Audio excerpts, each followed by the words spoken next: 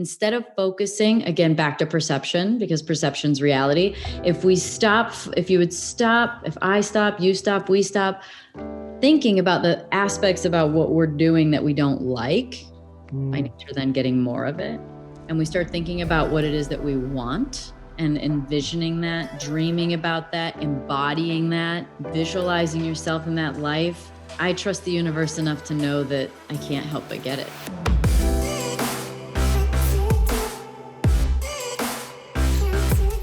Hey everyone, welcome back to On Purpose, the #1 health podcast in the world. Thanks to each and every one of you that come back every week to listen, learn, and grow. Now, I'm really excited about this conversation today, and I think you're going to absolutely love it because you're going to get practical advice, deep insights, and potentially even a bit of a spiritual awakening. I'm speaking today to Danica Patrick, a former race car driver and the most successful woman in the history of the sport. Since her retirement in 2018, Danica has become a business owner, entrepreneur, and an inspirational speaker. She's launched her own clothing line, written a book, and became an owner of a winery in Napa Valley. She's also the host of the podcast Pretty Intense, a podcast dedicated to helping people become their true best self. I had the pleasure of going on the podcast last year where we talked about my book, Think Like a Monk, and I've been looking forward to interviewing and reciprocating with Danica's love through this podcast. Danica, welcome to On Purpose. Oh man, it's my honor. I mean, it's through your podcast and a few other friends in which you know well that I've been inspired to do my own. So like-minded missions.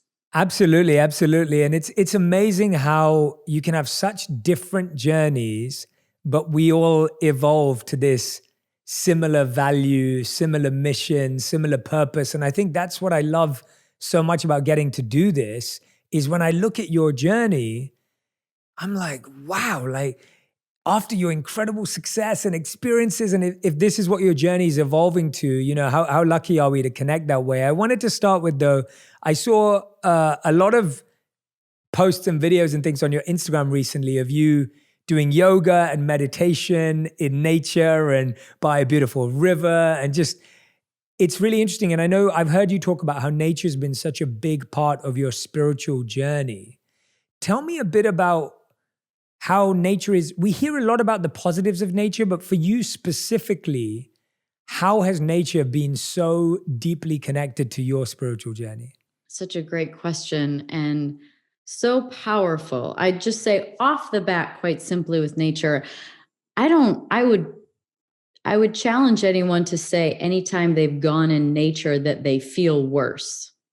Like just starting there, like, have you ever gone to the beach? Have you ever walked in the woods? Have you ever gone for just a walk outside in your neighborhood or wherever you live and been like, man, that was terrible. I hated that. It was horrible. The trees were so ugly. I mean, you never do that. Even when you look at a dead tree, you're like, wow, it's winter and look at that tree. It doesn't even care it's dead. It's going to come back to life. Why can't I be more like a tree? I think that's kind of the magic of nature is that I believe that there's more of a frequency element to it that goes a little deeper, probably more scientific. But I think it's just that, you know, I feel like we want to be like nature subconsciously, like being able to lose our leaves and not care, being able to die and be reborn, being able to grow freely, finding the light. I mean, look at trees and how they, you know, manage to weave their way on up to just find a little bit of light at the top. I mean, I feel like it's a big analogy for what we're all aspiring for. So I think it's a little bit more scientific and subconscious. But then if we just look on the surface, I mean, for the most part, it's beautiful. I love those examples already. They're absolutely beautiful. And you reminded me of two things as you were saying that. In the Vedas that I studied, there's a beautiful section called the 24 Gurus. And it looks at the 24 Gurus in nature. So it gives some of those examples where it looks at 24 elements of nature, whether that's rivers, trees, animals, flowers, plants, and it shows how we can learn something from them. So you reminded me of that beautiful section. And also what you were saying scientifically, I remember reading about a term, I believe it's called biomimicry, where you basically emulate nature in your life. So what you were giving the example, an example I often give to people is like letting, and this sounds like a crazy thing, but I remember I would often, well, not often, sometimes I would see shedded snake skins when I lived in India. And it would always be like, we were told that letting go was like a snake sheds its skin. Like it's not this forced, like you don't have to break yourself. You just slither out of, what you don't want to be anymore. And so when you were saying that, seeking the light, and it brought about so many beautiful visuals. And you're so right that I agree with you fully. I think the challenge you set us all today is beautiful. When have you been out in nature and not valued it? And I was trying to think of a time and I couldn't find one, to the point that I was thinking even visualizations, when I lead visualization meditations, so many people, their most relaxing visualization is in nature. And I think that's such a beautiful message that you're sharing with all of us. And tell me about that. Tell me about how different is that? Because we often talk about this paradox of we're moving so fast in life that we miss these beautiful things. But the truth is, no one has actually experienced what it means to go as fast as you have, or very little bit. I mean, behind the wheel, like you've actually lived life in a way where you are moving. I mean, how many miles per hour are you driving? Yeah, over 200 most all the time. Right. Every time I think I'm cool on the highway, I'm definitely not. Like 200 miles per hour, that is insane. And you're driving with extreme control, of course, and extreme focus. But you think about that life's almost like we're driving 200 miles per hour and we miss these beautiful things. Tell me about the paradox of having lived so much with machines for so long and now spending so much time in nature. Was that different then, or did you always value nature even then? I think there's sort of a bigger transition concept to talk about, but the first thing that comes to mind is perception. Right. So as I'm narrowly focused, because I have to be on the job and going 200, 230, 200, like you're very narrowly focused. So it's that point of perception that I'm lasered in on that allows me to do that job. Now, if you just sort of shift that sort of thought into nature and you go, what if I put my point of perception on that flower? What if I put my point of perception on how beautiful it is versus how many branches are broken or whatever? Like it's all about perception. And so that's kind of what I thought about as you were talking about that. But then I'd say that when it came to this sort of extreme opposites of nature and then machine, if I'm being honest, it was really because of so much exploration of nature and being in it more and doing more yoga, more meditation, more connection to myself spiritually on a deeper level, that I actually started to shift frequency wise, energetically from the space that I was in. It no longer was really that comfortable for me anymore. And it wasn't necessarily just about driving the car. I think that's more of a dance. That's artistic. It's like a feel thing. There's it's different than what I'm talking about. But unfortunately it came in the package, which was, I stopped resonating with these sort of moods that I was experiencing around me, jobs that I was experiencing around me, whether it was just being a jerk on the track to make things happen, or to promote something that you weren't that passionate about, or to watch other people promote things that were just like, and then just the vibe, the sort of vibe that everyone had. There was like a cutthroat, angry nature, just through a rise in my own frequency of being in nature and doing more things that are in that sort of realm. I just wasn't as happy anymore. And so in that last season of my career, I really like to call it like I let it go. I was open to continuing on if something made sense and happened, but I wasn't forcing it and I wasn't running from it. I was just sort of in the middle, in that neutral ground of allowing. And when it didn't come through, I let it go. And I just thought, it's not for me anymore. So yeah, nature was a real powerful thing. Yeah, that's amazing. I want to come back to letting it go, but let's dive into what you said there. You're talking about this spiritual journey and the depth. We hear that a lot for a lot of people, and I love asking people to define their own spiritual journey because I think it's so personal and so unique. And there are the practices which I want to dive into of yoga and meditation. But for you, as a philosophy of your spiritual journey, like what does that mean to you? How do you define that transition and that focus in your life? I feel like spirituality is one of those things in my life that I have actually not set a destination on. Mm. Almost everything in my life, I'm destination oriented. This is how it's going to turn out. This is where I'm going to live. This will be my life. This is my goal. It will do this. This is the success of it. This is what will mean success. And in my spiritual journey, it's literally like next step, next step, next step. So in this quest of being, I've never really unpacked this verbally like this. So it's a great question. Of being present, I'm actually present with being present. That makes sense. Like Yeah, I'm it does. allowing myself to just take next steps as they come and as they feel right. And not necessarily thinking about where I want to end up, which is kind of surprising for me, actually. Yeah, no, it's often what deters people from spirituality because it's so much of a revelatory journey. I know that when we were trained in the ashram, it was always said that a spiritual journey is one that is received, not achieved. Like we'd always hear that constantly to help us move away from that achievement mentality that we could do something. Receive, not achieve. What does that mean? Explain that. What it means is that the spiritual journey is revealed to you. It's not something that you can say, I've got it now and I've bottled it up and here it is. Look at my medal, look at my trophy of I meditated for 18 hours today. Look how great I am. It had to be revealed to you, the answer, the next step. And kind of what you're saying now, that when you're present with your step, it's revealed, the next step is revealed to you, if that makes sense. Yeah, that makes sense. Wow. Cool.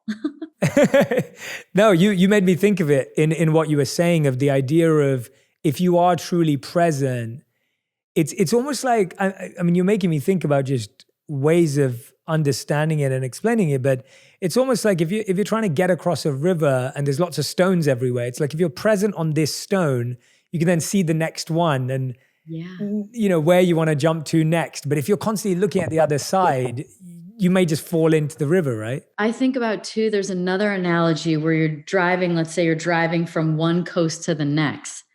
You can't see the other coast. You just follow those headlights, right? You're just following the headlights. I mean, obviously it's daytime sometimes, but you're following the headlights, essentially like showing you, the next mile or the next half a mile or whatever. And it's not that you can see it, but you just keep following the lights. Yes. Following the road. Yeah, that makes so much sense. That's a really good one. I really like that analogy. And how do you get comfortable with that uncertainty? Like, how do you get comfortable with really truly being present? Because like you said, in all areas of our life, we're all need the goal. We need to see the end. We need, and I'm not saying there's anything wrong with that, but how do you get comfortable in that discomfort and that uncertainty and that lack of surety of where this is going? I guess it's because, I feel like this is an Abraham Hicks line, like, you can't get it wrong and you're never done. Like, I guess there's a thought in my head where I feel like I'm never going to know the answers to the universe anyway. So like, it would be that would be my answer. If I had to set a destination, would be like, oh, I'll know everything there is to know. Like, I'll know everything there is to know about the nature of reality, which relates to me as a human. But I know that we won't get to know like until we die. So I guess I don't even know what destination to set because I'm so used to setting the furthest one.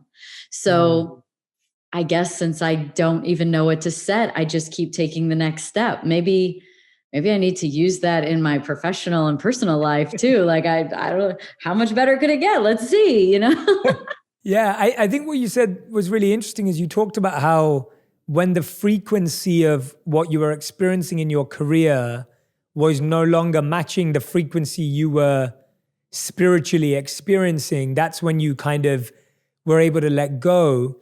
What do you think about for people who are almost maybe in a toxic work atmosphere or in a space where their career, where they don't have the opportunity, they haven't achieved that level of success where they now can move on or try something new?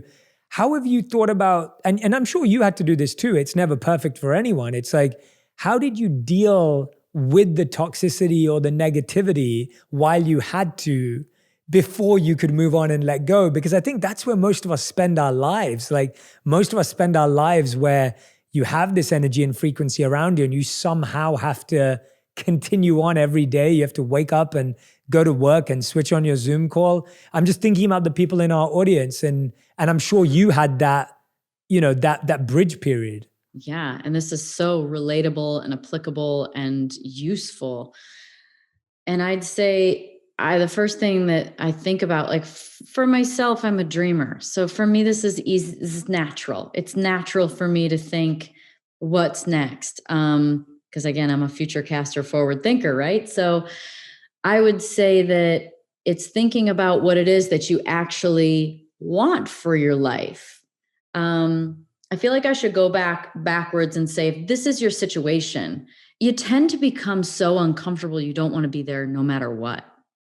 Like, especially if you're nurturing these other aspects of yourself and practices, whether they be spiritual or whatever, you get so uncomfortable, you really don't want to be there anyway. And so you, by nature, might even start to be seeking out other ways to exist, other ways to make money, whatever it's going to take for you to get out of your situation.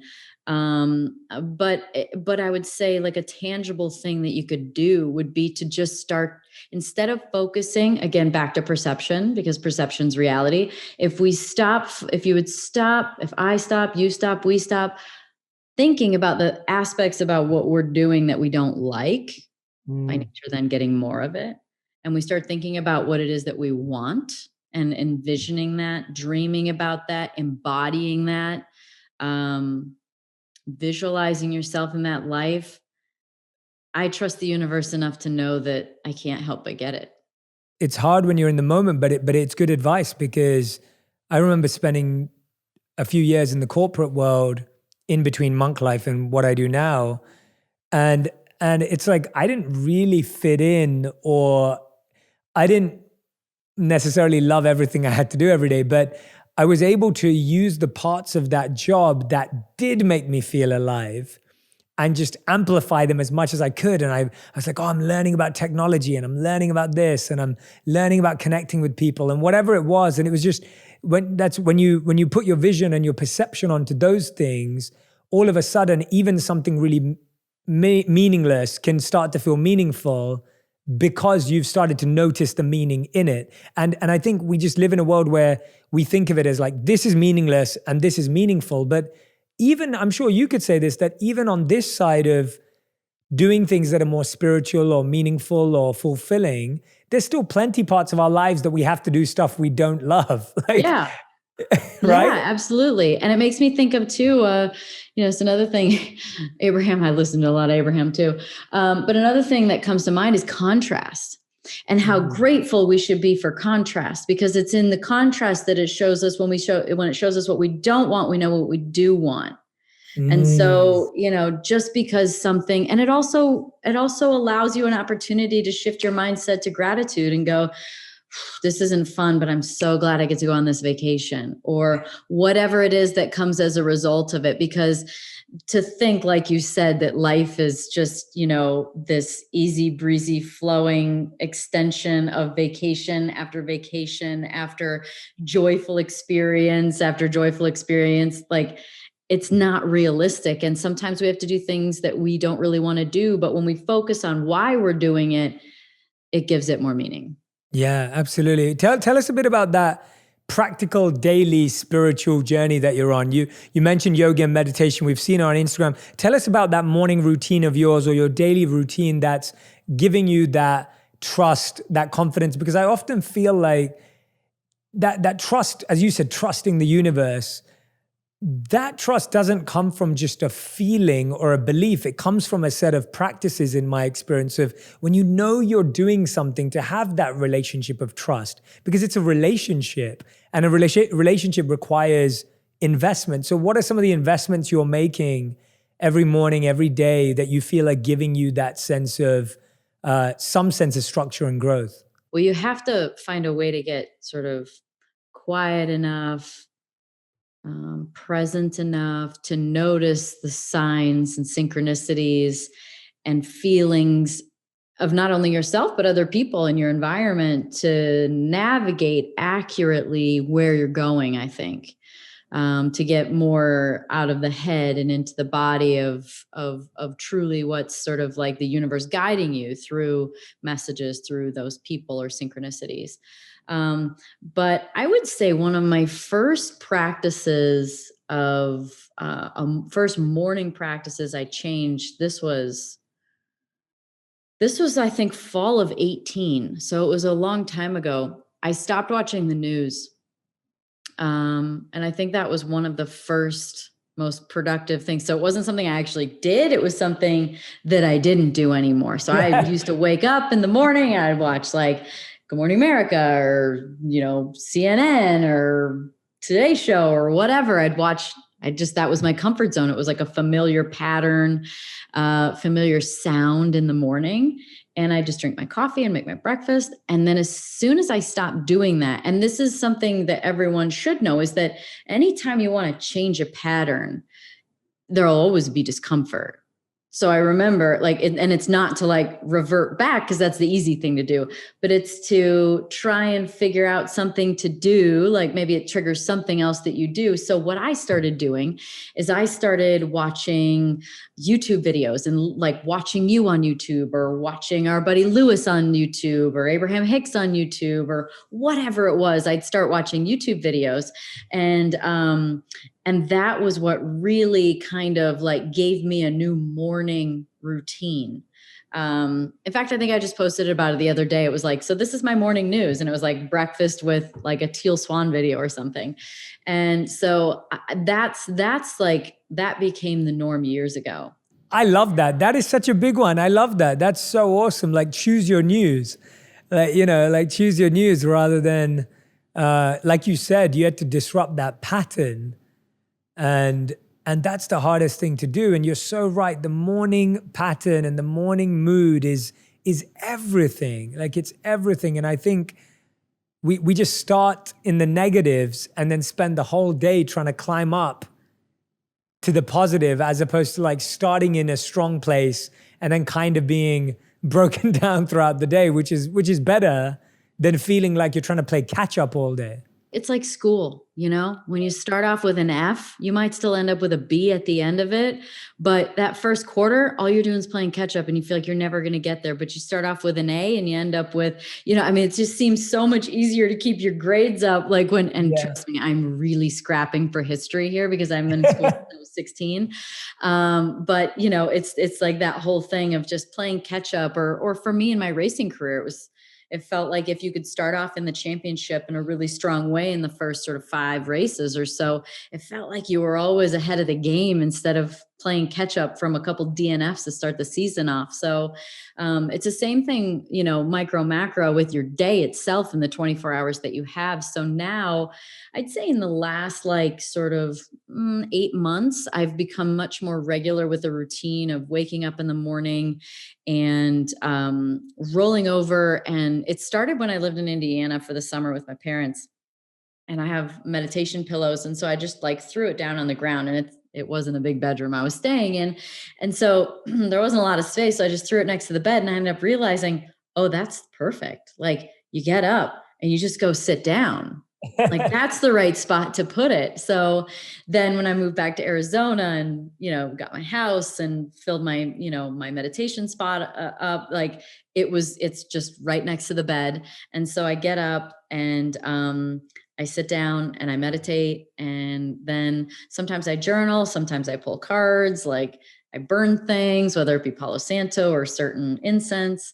As we talked about in our interview, like, what was it? Sight, set, what was it again? Sight, sense, and sounds. Yes. Yes. So setting that up. And then sometimes, like, this morning I did yoga afterwards, but sometimes it's just going to the kitchen and having coffee. For a little while, I was going to the kitchen and having coffee and then coming back. And I'm like, no. I took like the body under control and I went, I know you want to automatically walk to that kitchen and get the coffee that you want to have, but like take control of that and say, it is my decision what I do with the body, and it's going to sit down and it's going to meditate now. The one thing that I'm trying to do, and this is like, I was just thinking about this the other day, and it's funny, I was about to go to bed and I was starting to do what I wanted to do. And I was like, wait a second, my mom hasn't texted me back today. And I left her a pretty good message. Like, I thought she would have responded. I better not. This is what I want to do. Either leave my phone in the kitchen so that I don't go to bed and wake up looking at messages. For some reason, I have a default to like look at my messages like first thing. And it's my alarm if I need an alarm. So I'm like, I need to get one of those old school clocks. And I need to leave my phone in the kitchen. Or because I also think of EMF, like radiation, like signals. So I think, so then I'm at a minimum, I could at least turn my phone on, off of Wi-Fi and onto airplane mode next to me. And then so I won't actually nothing will have come through in the night anyway. And then once I'm ready, I can still use it as an alarm. But then when I'm ready, I can turn on all my systems and go. But that's what I need to do next. But it was like the other night, like the ego was like, your mom might not be okay. And I didn't. I remember when I first trained myself to not look at my phone first in the morning, I used to lock my devices in my car outside. So I would lock my laptop, my phone, like all my devices outdoors so that I couldn't even like get up and go and grab it from the other room because I knew that it was too hard. Because you're right, it was so hardwired.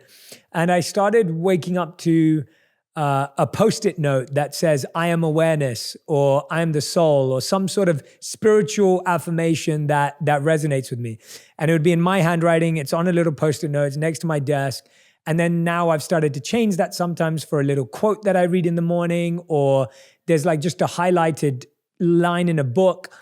And I feel like when you start off that way, you stop your mind starting with anxieties. Like I get anxious, I get worried. I can wake up feeling, misaligned.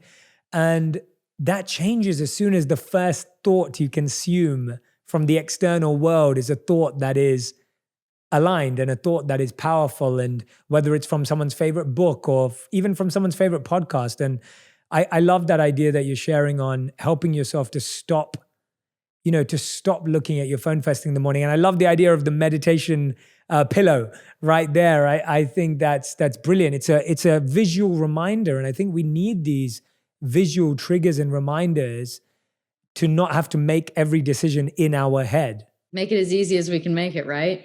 Not put it in another room where you're like, oh, I haven't been in my meditation room in a while. Like it's definitely like as every time I walk by to go to my bed, I have to walk by my table and walk by the pillow, walk by my rug, walk by everything. I put a lot of intention into setting up so that the space is ready. And to make it beautiful too. I'd say that too. Like, if you want to create a practice, like, why wouldn't you decorate it? Why wouldn't you make it beautiful? Why wouldn't you make it inviting? Why wouldn't you put a beautiful rug down? Why wouldn't you have a pillow? It doesn't have to be like drill sergeant kind of like something that you have to endure. Like enjoy it. My meditation table, my altar has pictures of my family, pictures of my dogs. It has, crystals and certain significant things that I've picked up along the way. It has a mala that I do mantras to, or it has a pendulum that I'll ask questions to. It has decks of cards that I can pull from. It has books. It has journals. Like, it's beautiful. Yeah. Oh, I love that. I had no idea. I love hearing about your altar. That's beautiful. It sounded before. I'm going to backtrack a little. You reminded me when you were saying you're walking past the pillow. It reminded me of like a mindful walk of shame. It's like you're walking past this beautiful space to be mindful, and you like feel the positive guilt of, "Oh, I should use this space." Tell us about. Oh, now I want to talk about your altar. That sounds so amazing. I think the idea of having an altar. So I grew up with an altar in my home, and my parents grew up Hindu, and so having an altar has been a very normal part of my life, and having deities and having crystals and malas and everything you were saying, like, and books, very very normal in my house. And then even now, my wife and I have our altar in our home here, and we've placed our altar and our meditation space as the heart of our house. So whenever anyone comes to our home, it's the first place you see. Everyone walks through it. It's the first place I see after I wake up and come upstairs. Tell us a bit about, like, you already dived into it, but I love the idea of setting up an altar. If someone doesn't know what that is, or if someone's more new to that concept, why has it been helpful, and how did you even discover that? Was that common in your home or background, or something you were aware of? No, this actually started back in North Carolina when I lived there. I lived there for 5 years, and I feel like I don't know where I picked it up, but it was like I was into for a while. I was picking up things at antique stores, and it was like this old little cart thing. And it started really slowly, where it was just the extra room where it would be like a pool table or something like that would go in it near the right off the pool in the backyard. And then I was like, can I move some of this stuff over? And then I was like, I'll do a little yoga. And then it was like, well, what if I move it all the way to the corner? And then I go in the middle of the room. And then what if I move that out and let's paint this room? And then what if I buy a bunch of little knickknacks and start hanging them? And so like I progressively kind of made this my room, which is when I wrote a book a couple of years ago called Pretty Intense. I have a whole chapter dedicated to your woman cave, because it always seems like guys have like their man cave, but That's so women true. don't have their woman cave. So it started like that. And then I had this table and I started just putting things on it that I like, books and things like that. And then it just sort of like migrated into being a meditation table. And I had, my eye pillow, I had like lavender spray, and I had all kinds of little things on this table. And I was like, wow. And back in those days, if I would be sitting there meditating, I would have been called weird. So I didn't do it as much.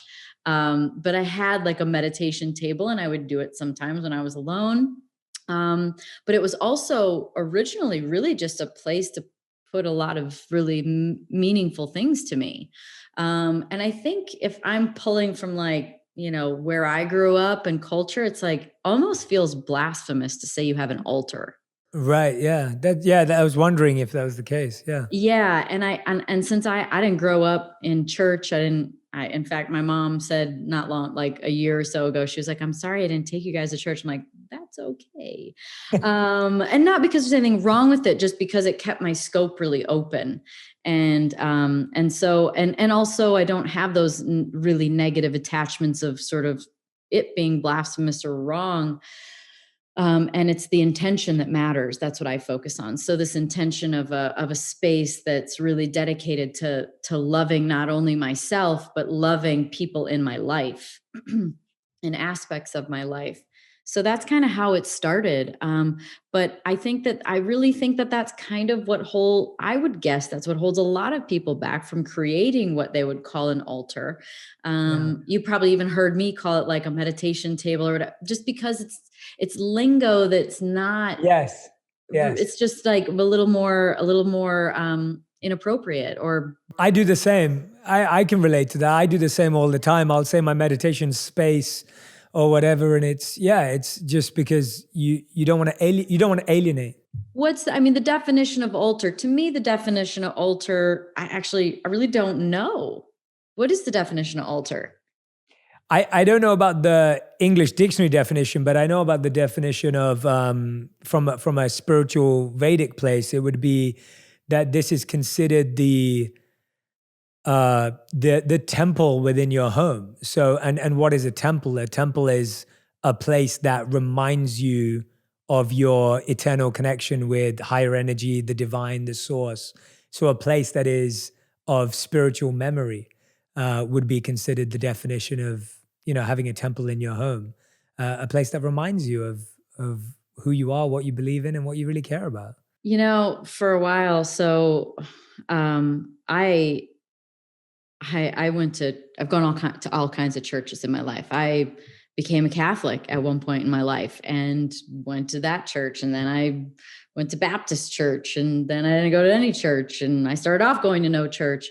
But I remember what I always used to be able to say, even in the very beginning, going to church, was that I really felt like I could be just as spiritual, just as religious at home. Mm. And that it doesn't take this building to make it happen. And in fact, if I don't show up here and get a message, what's the point? That's blasphemous, right? So I've always had this innate knowing that, like, it's not some destination that is like opening up some space portal or permission to like live a certain way or be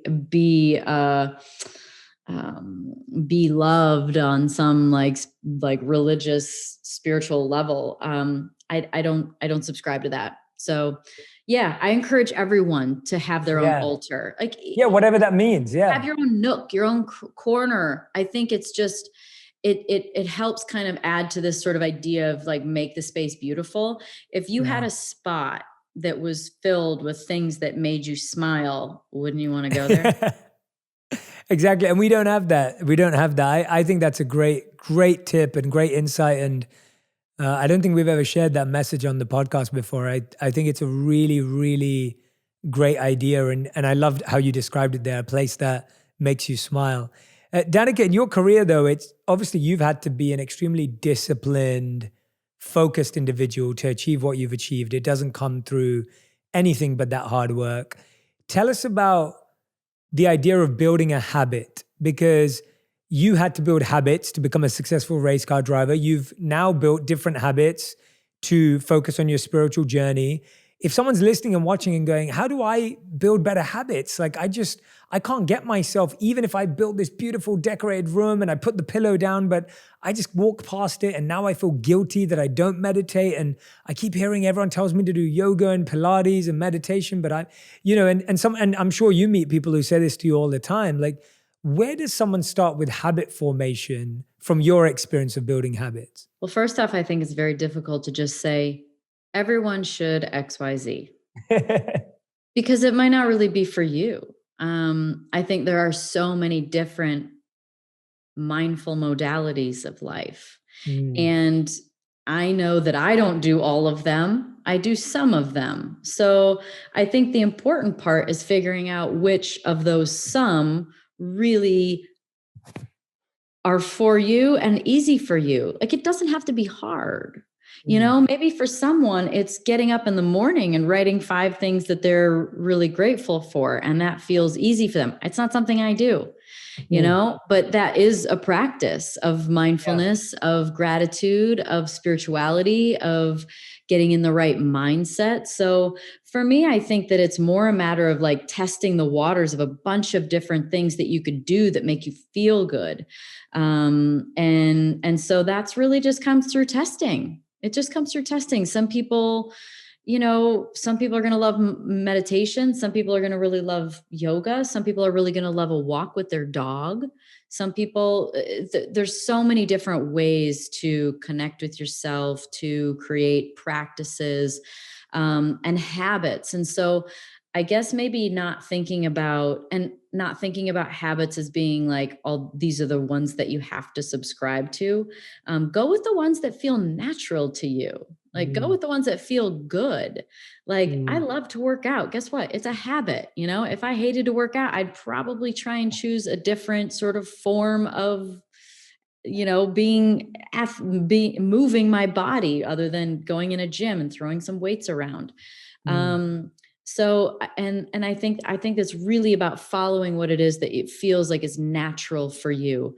And then it always ends up at a deeper level. I mean, we treat others as we treat ourselves. So if you feel like you're worth the time to have a habit, like, then you tend to respect others that do too. So it always just starts with yourself. It starts with the self-worth enough that you deserve the time to take an hour to go work out, or take a half an hour to go meditate, or take an hour and a half to go to a yoga class. Like, it starts with believing that you deserve it. And then also your why. Like, why are you doing it? Are you doing it because you have to? Are you doing it because you are being guilted? Are you doing it because someone told you this is what's going to be good for you? Are you doing it because you want to feel good? Are you doing it because it does feel good? Are you doing it because you enjoy the place that you arrive at when you're done doing it? Find your why. Like, I mean, as like a specific example, I can Yeah. be pretty regimented, like with my food. I'm very, I don't eat gluten and dairy and beans. There's like a bunch of things I don't eat. And it's really easy for me to stick with it because of my why, which is that I want to feel good. And so I know that when I eat things that are not in my sort of normal lineup, that it makes me either feel bloated or distended, or, whatever. It can cause breakouts. It can, there's a lot of other things. And I'm like, I just don't want to feel bad. So Yeah. it makes it easier to do it. So when you know why you're doing it, you keep going. It's like another specific example would be, say you're going on a beach vacation and you got to put a swimsuit on, Mm-hmm. guy or girl. And you're really good about what you eat and working out for a couple of months before you go, because you have your why, Mm-hmm. right? It like makes Yeah. things so much, or you're getting married, and, especially girls are like, I'm getting married, and like, you have your why. It makes the job a lot easier when you know your why you're doing it. So having a why is also helpful. I think that was a great piece of advice. I've been going on about this on the podcast, but it's been real for me, and it's what you're saying definitely aligns. So I've never enjoyed going to the gym or working out, but I've always enjoyed sports. So I love sports, extremely athletic, enjoy competition, like fun competition and back and forth. And during the pandemic, and since I've really moved to the US, I used to play football, soccer twice, thrice a week in London because all my friends play, and that's where I grew up, and we'd play after work in the evenings. And then when I moved to the United States, for the first 2 years, I lived in New York, and I was very busy with my career and didn't really make that much time for it. And then when I moved to LA, I realized that getting 22 people to play a game of football was pretty difficult any weekend. Like, that's pretty tough to do.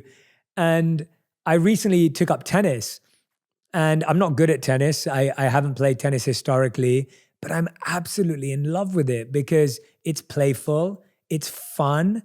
I run and sweat more than I ever would if I went to the gym and I was on a treadmill. And I feel like I start my day just with this like childlike enthusiasm because it reminds me of being at school, or, that kind of feeling of like, I just played a game of tennis at the beginning of the day. And I do that about 3-4 mornings a week now. And not only am I getting better at tennis, but the idea of what you're saying of like, you've got to have fun with it. And my why for exercising has always been to stay healthy and to never let my bad health be my own cause. Like, that's always been a very clear thing for me. It's like, if something's going to happen to me, if it comes from the outside, that's fine. I don't want to be the one creating it for myself because of my negligence or whatever it may be. And, but the why for me of going to the gym or like that feeling just never worked for me because I've never really been into like, oh, look at my muscles or this. That's not been my why. But for me, the idea of feeling happy every morning, like you said, feeling good, it's a huge one. So yeah, I encourage everyone because for ages, I didn't feel like I enjoyed working out, and I kept questioning like what I was going to do to stay fit. And then when you find it, it's like, oh, this is so obvious. But it's been life-changing. You can order your eggs a million ways in the morning. You can do a million different workouts. You can do a million different mindful practices. There's something for everybody out there. So just because you don't fit into one box that somebody's talking about doesn't mean that you can't do it, Yeah. Yeah. I heard you say something on a podcast with our good mutual friend, Rachel Hollis, I believe. And it really stuck with me. I think it's a really powerful statement. And it's not counterintuitive to what we said. It's complementary, but it's also exposing a different truth. And you said that I've never experienced growth without pain. And and I think that that's so true as well, that we don't always experience that. Tell me about where that lesson, just where in your life have you felt that that's just been so true, and something where you've got more used to that as well? Mm.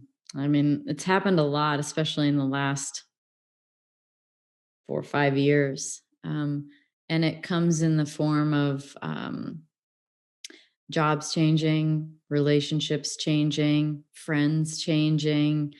Um, it's the whole your new life's going to cost your old one saying. It's and that's hard because if we're going into another sort of aspect of things, and it's this idea of change, and that I don't think we're actually all that sad about where we're going, because the idea is that you're improving and you're expanding. Um, but there is an aspect of you that has to let something else die, and deaths are always sad. So the idea that you'll never see someone again, never live here again, never go to this job again, never park in that spot again. There's the nevers are the things that we have to sort of die to that, and die to the dream. Like, cause I mean, it's in changing, there's essentially an idea that something isn't going to happen that was going to happen. And so it's when that has to go away that you have to allow that dream to die. And I think that's also a really painful thing. However, on the other side of it, and this is why when big things happen and the growing pains happen, you come out the other side and you're like, oh, that wasn't that bad. Like, because you're ending up somewhere better, ideally. So I guess for me, it's come in the form of true emotional breakdowns. Like, I mean, just like where I like get it resonating in my body. I can feel it. And like, I always get a lot of action in my solar plexus, sometimes in my heart, but definitely my solar plexus. Sometimes I have this horrible thing where, I feel it in my body before I know it in my mind. So that's a real bummer. So I'm like, wait, what's going on with why can't I ate a strawberry and I feel like I'm going to buckle over. That's not right. Like, my body's like, nah, nah, nah, nah, nah. And then, it's sort of followed, within the next days by something that is emotional and a breakdown of some sort. And all of a sudden there's usually like a big flood of information that comes through. But yeah, it's that pain, or even on a smaller level, explaining me not watching the news anymore. Right. So I wake up in the morning and it's not maybe painful and I don't have some sort of physical reaction going on, but I kind of have a little bit of a mental one, or, a little bit of an emotional one where I'm thinking, well, I want to watch TV. And it's like, no, this shift is going to be uncomfortable. And so it's a scale, it's happened in all facets of my life. And, I also describe it like, with messages that come through to us as the universe comes knocking for what we resist persists. So, it's like it's knocking on the door, and then it's like pounding on the door, and then it breaks the door down, and then it comes in, it can't find you, and it burns your house down because you're somewhere in there. Yeah. And that shadow is hiding somewhere. I've experienced that. I know what that feels like. Yeah, definitely. Definitely. And what has made you, where have you become more comfortable with letting go? Like, I loved what you explained about I won't be able to park at that spot again, or go to that job again, or I won't see that person again. Like, I think that was when you were repeating those things, I was like, yeah, those are the things we really worry about. Like, that's what we're holding on to. It's that repetition, it's that security, it's that comfort, it's that consistency. That's what you're losing. How have you become better, if you have, or how have you become better at processing letting any of those things go in a way that you think our listeners could today maybe learn, apply, take a few of those things? Because I think I mean, letting go is probably the hardest human emotion of anything, right? Of any of the things you have to let go, because we get so intimately connected with something. It's the familiarity of the discomfort. It's that whole, and this is where you start to learn that all these like silly sayings are true. It's like finding comfort in the discomfort, and the comfort is just really just familiarity. You're like, oh, got it. I've been here before. I know how this goes.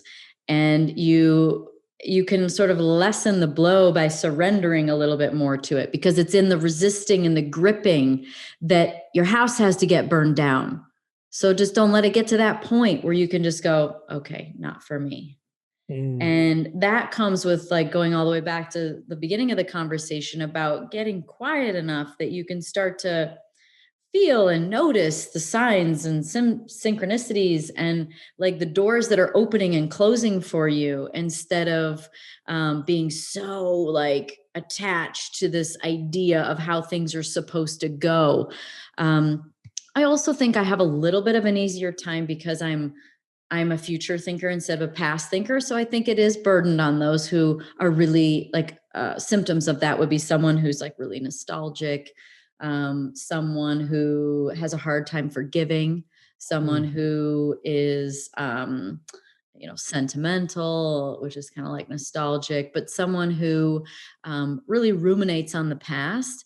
I mean, yeah, I think there's a little bit of a harder time for someone like that, because it's you're associated with memories. So now you're being told you got to let go of those memories. So, but if you keep thinking thoughts of the past, they can only be created in the future. And so, you've just got to learn to let go of them. I mean, look, a future caster has their own issues to deal with, destination syndrome, but I think it gets easier to move on and allow that change when you can just and you know what, maybe it's I like to shift my mindset from going from like, oh shoot, like, cause I think like everyone else, when something comes, you're like, no. And then I'm like, but what if it's better than I could ever imagine? Yes. And I like trick myself into thinking like, but what if it's going to be better? And the idea is that it should be. Yes. Yes. It always is somehow. Let the contribution into into the universe that you've been putting through contrasts and experiences and dreams and visualizations, let it get delivered to you. Because if you keep hanging on to that, you're not going to get that, right? And so you've got to like allow that to happen, but you've got to surrender and make space. You've got to make space in your world. You got to make space in your emotions and your perception, because your perception becomes reality. So, there's a whole letting go. It's like, also, maybe this is something applicable for people listening, is that when I retired, I looked at it like a letting go, not quitting. And so learn the difference between letting go and quitting, because it's a nuanced difference. And to me, it came, and this is about being able to be present, but with the letting go, it's you making an effort and an effort and an effort. And then you go, wait a minute, it shouldn't be this hard. And then you just let it go. Even though it might be you quitting, retiring, walking away, whatever it is, you tried. And so when you've tried, that's not quitting. It's like seeing the signs.